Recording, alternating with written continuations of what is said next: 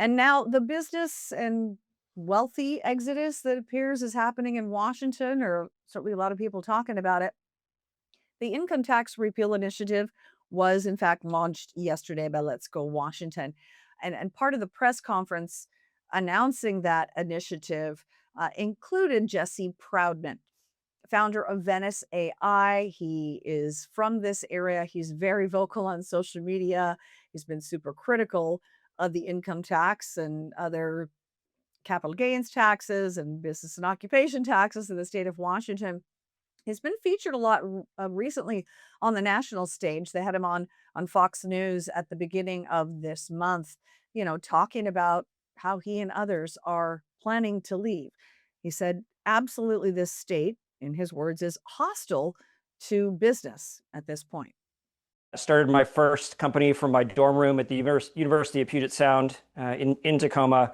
That company went on to be acquired by IBM in 2015, and I followed that on with two additional startups here in the state.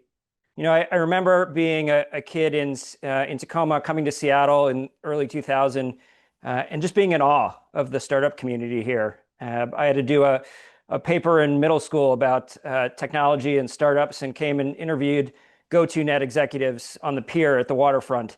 And it was really that experience that motivated me to get up into the startup ecosystem. The reality that you can build and create something from nothing, it's an inspiring vision, and one that really should and can get people ready to sort of pick themselves up from their bootstraps and create the companies that have made this region great. We look at the names that we see in the news on a day-to-day basis: Boeing, Starbucks, Microsoft, Amazon. These are all companies that were started by some founder here in the state, and have grown to provide jobs for so many people. And so as I've watched sort of the progression and the villainization of the entrepreneurs in Washington over the last number of years, and then more importantly with this specific law, it's really become frustrating and depressing to think about what this state would be like without that entrepreneurial spirit. The reality is that this law specifically targets and penalizes entrepreneurs. You think about an entrepreneur who starts a business and for many years earns below market wages. And if they are very lucky, a very small chance of success, and they get an exit, they sell their company, the state now comes to take 10% of that success. You compare that to the large corporations that are already earning sort of substantial profits in the state, who aren't going to end up paying any taxes with this illegal and unconstitutional income tax. Like it doesn't logically make sense. And it's not just entrepreneurs, it's small family businesses who also have the same challenge in front of them. Because of the way the tax is structured, sort of pass-through income for LLCs and S-corps ends up being paid as well. So it's really a targeted tax against a very narrow cohort of people in Washington by design.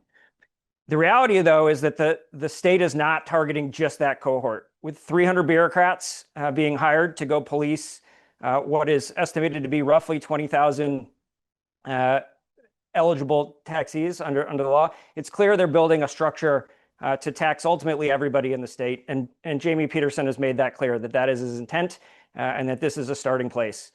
And so sort of all of these things, in my mind, really have made this an unfriendly and unfortunate place to do business. Now, again, that was Jesse Proudman in the Let's Go Washington press conference on Tuesday, announcing the initiative that hopes to repeal the income tax. I give you that teaser because I do get an opportunity to interview exclusively Mr. Proudman tomorrow morning. So in Thursday's episode of Washington in Focus Daily, I'll share a lot more about his thoughts on, the business and wealthy exodus from Washington that we're talking about on almost a daily basis now. It's impossible not to see the reports. So that is it for today's episode of Washington in Focus Daily for this Wednesday, May. When is it? It's still just May 13th. I appreciate you tuning in. As always, hope to see you again tomorrow.